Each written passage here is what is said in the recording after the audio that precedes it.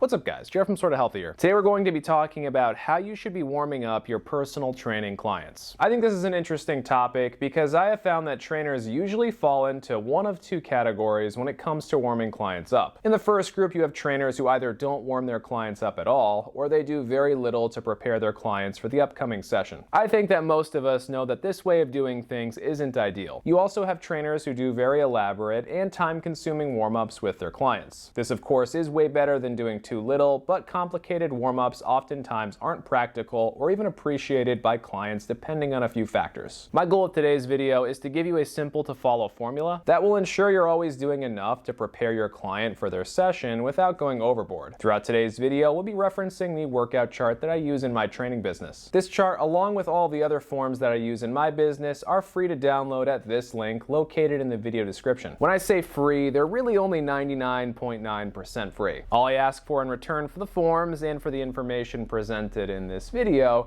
is that you like the video and subscribe to the channel if you haven't done so already. This helps to support the channel and that allows us to keep making videos over here at Sorta Healthy. Thank you for that support, everyone. I really do appreciate it. Jumping into things now, I myself have been in both the long elaborate warm-up group and the barely do any kind of a warm-up group at different points in my career. Like we said before, being in the long elaborate warm-up group is better, but you don't really want to be in either category. In my opinion, you should be able to successfully warm your client up in 3 to 5 minutes. Shorter than that is probably not enough, and longer than that can be perceived as wasted time by clients. In addition to preparing your client for the upcoming workout, your warm-up should also be a place where you're working on muscular and postural deviations a bit as well. The two postural deviations that you'll run into the most by far are upper and lower cross syndrome. These two things can happen at the same time, or you might encounter someone who only has one of these two things going on. When someone has upper cross syndrome, their upper traps, levator scapula, and pecs are all too tight, overactive, and shortened. And this typically comes from spending too much time kind of slouched, usually seated, rounding forward like this, and I could be spending too much time at mouse and keyboard, too much time on my cell phone, or at a steering wheel.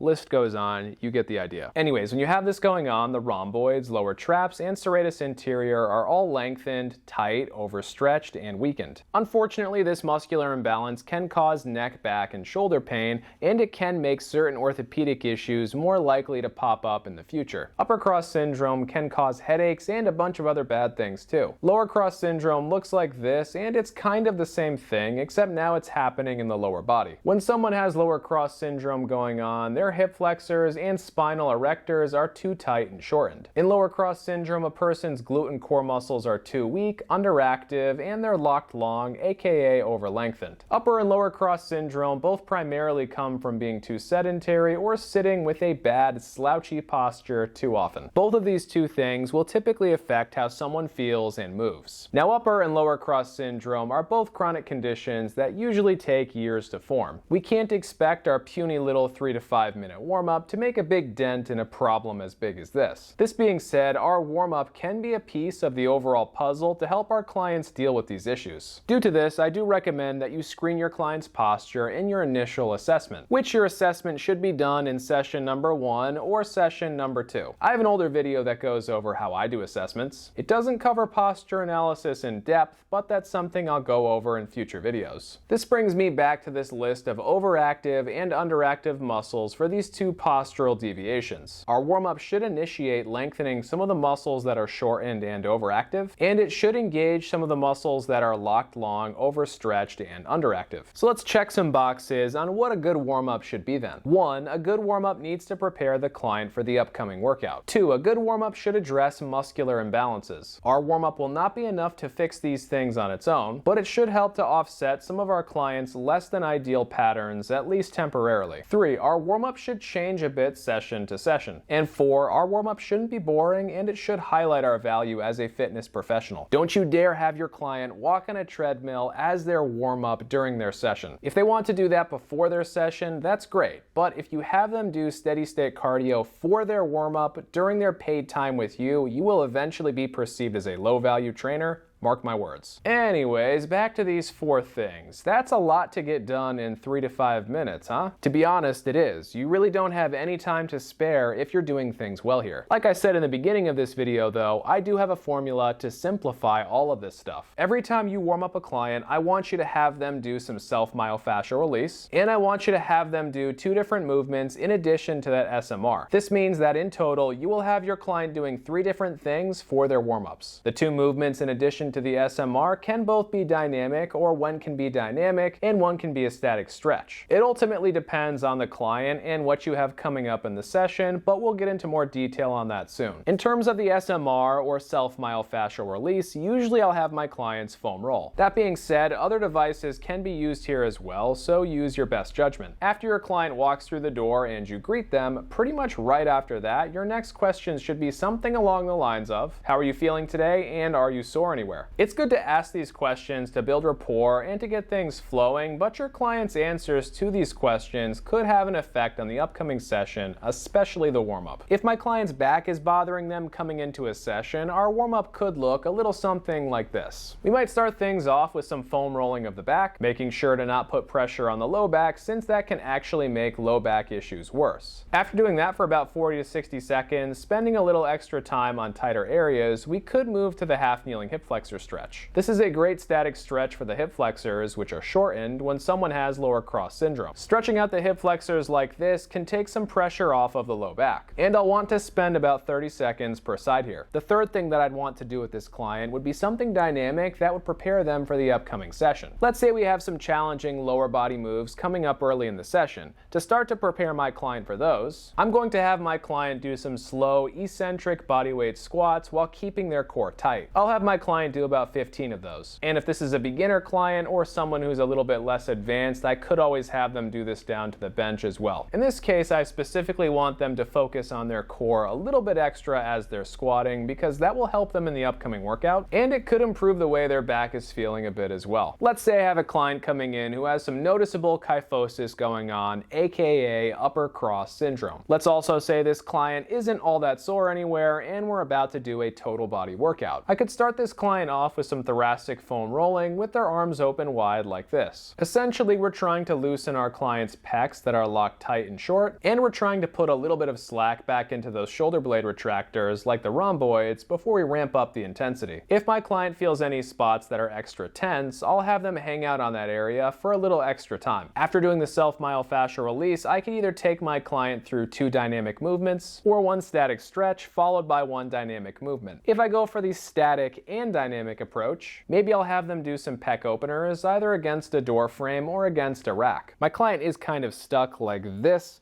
so anything I can do to open them up like that is going to be beneficial. After doing the thoracic SMR and the pec openers, maybe I'll have my client do some bridges with a pause at the top. They likely have some anterior pelvic tilting going on, which means underactive glutes, and we want to fire up their glutes and core a bit for the upcoming workout. There are endless 3-move combinations that I could choose to do with any client. That being said, remember the 4 rules that we established earlier. A good warm-up needs to prepare the client for the upcoming workout. A good warm-up should address muscular imbalances. Warm-ups should change a bit session to session. The warm-up shouldn't be boring, and it should highlight our value as a fitness professional. Your warm-ups need to abide by those 4 rules, and they should be 5 minutes or less, so keep all of that in mind. Now, right after I finish my 3 warm-up moves with my client, I like to move them into what I call the activation exercise portion of the workout. I don't consider this a part of the warm-up. These exercises are a part of the main resistance training block of the session, but they do still help to further prepare clients for the biggest lifts of the day. If I'm doing a lot of big lower body exercises with my client, I may have them do some mini band work beforehand. If I have my client doing a lot of upper body work, I really like band pull-aparts and face pulls to get things moving and grooving. I also like a small amount of core work in the beginning of a session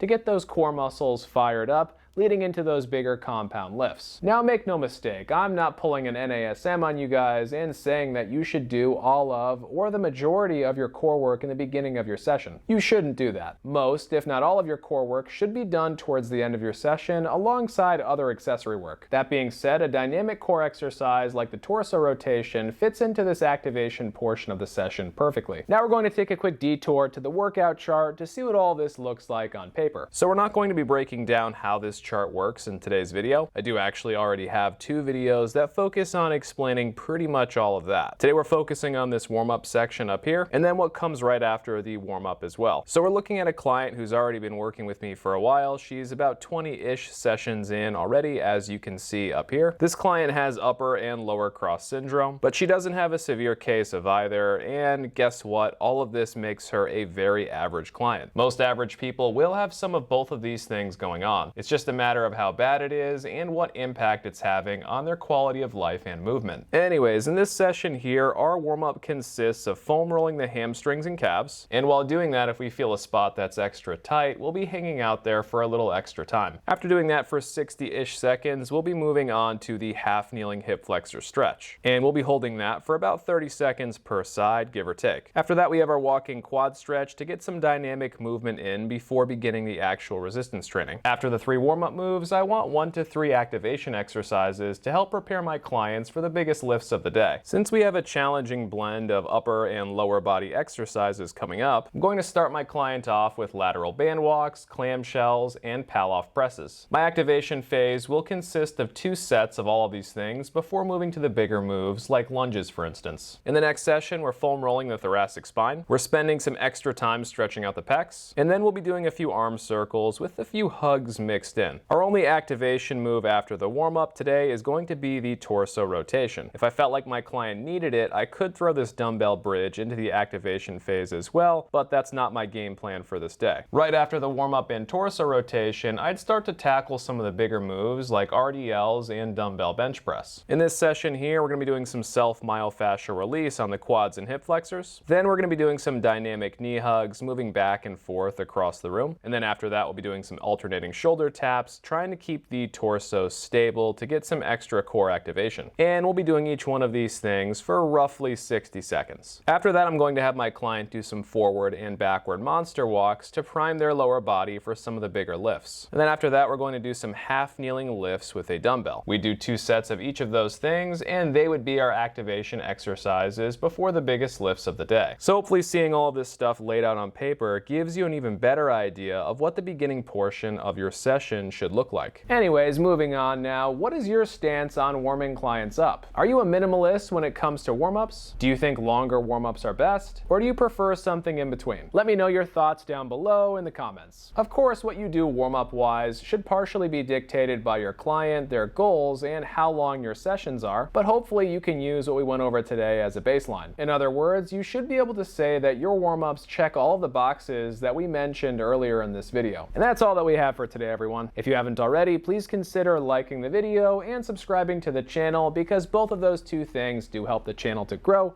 and that does allow me to create more free content for all of you. Thanks for watching, everyone, and until next time, stay sorta healthy.